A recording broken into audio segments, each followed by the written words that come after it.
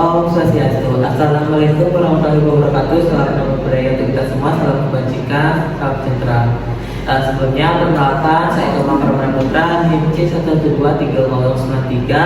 Di sini saya akan mempresentasikan rekam medis elektronik dari kelompok 4. Nah, definisi rekam medis elektronik. Rekam medis elektronik itu biasanya berisi dokumen yang berisi data atau pemeriksaan pada pasien, kemudian hal yang menggunakan alat-alat yang dibentuk atau kerja atas dasar elektronik. Secara umum, rekam medis elektronik atau RME adalah catatan rekam medis pasien dalam bentuk format elektronik tentang informasi kesehatan seorang atau pasien yang ditulis oleh satu orang atau lebih petugas kesehatan secara terpadu setiap kali bertemu antara petugas dengan klien atau pasien. Selanjutnya, selanjutnya ada sistem rekam medis elektronik dibagi lagi menjadi 4, yaitu pertama ada ICU, kemudian rawat inap, poli umum, kemudian yang terakhir ada OGD. ICU ini yaitu ruangan yang menyediakan perawatan pasien dengan kondisi yang mengancam nyawa. Kemudian ada rawat inap, di mana rawat inap itu adalah layanan keperawatan yang dimana pasien itu diharuskan tinggal di rumah sakit untuk mendapatkan penanganan lebih lanjut atau mendapatkan perawatan medis lanjutan. Kemudian ada poli umum, yaitu layanan kesehatan di mana menyediakan layanan pengecekan kesehatan, kemudian ada pengobatan, kemudian ada penyembuhan. Kemudian yang terakhir ada UGD, yaitu layanan kesehatan yang khusus untuk pasien emergensi. Next. Kemudian ini rawat inap pada dibagi lagi menjadi 4, yaitu yang pertama ada panel, yaitu pasien rawat inap yang sudah pulang atau sudah dinyatakan stabil kondisinya oleh dokter. Kemudian yang kedua ada draft dokter atau catatan dokter yang berisi riset yang dilakukan oleh dokter untuk pasien rawat inap. Kemudian yang ketiga ada draft perawat atau catatan perawat di mana yang berisi tindakan atau prosedur lanjutan yang akan diberikan ke pasien. Kemudian yang terakhir itu ada belum diperiksa, itu berisi data-data yang belum dikaji oleh perawat ataupun dokter. Next.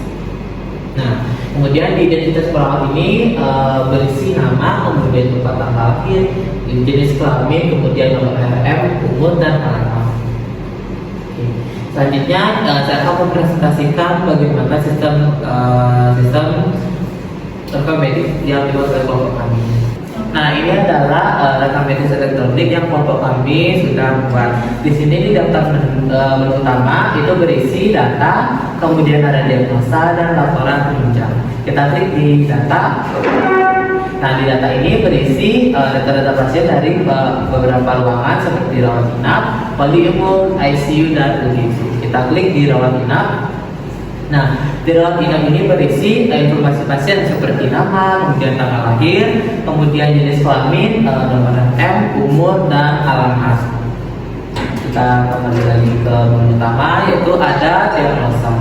Kita klik diagnosanya, itu berisi beberapa diagnosa dari beberapa ruangan. Sama seperti tadi, kita klik di rawat inap.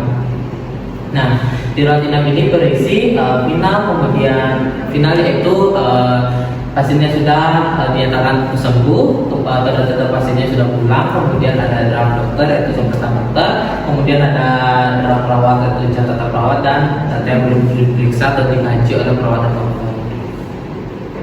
Kita klik cari. Di sini berisi informasi pasien seperti nama, kemudian tanggal lahir, kemudian jenis kelamin, nomor RM, umur, alamat. Di sini juga berisi unit atau ruangan pasien dirawat, kemudian tanggal masuk pasien, kemudian jam masuk pasien ke rumah sakit, kemudian ada profesi yaitu perawat yang mengisi data ini, kemudian ada SOP atau tindakan yang akan diberikan ke pasien. Selanjutnya kita kembali lagi ke menu utama, itu ada laporan penunjang.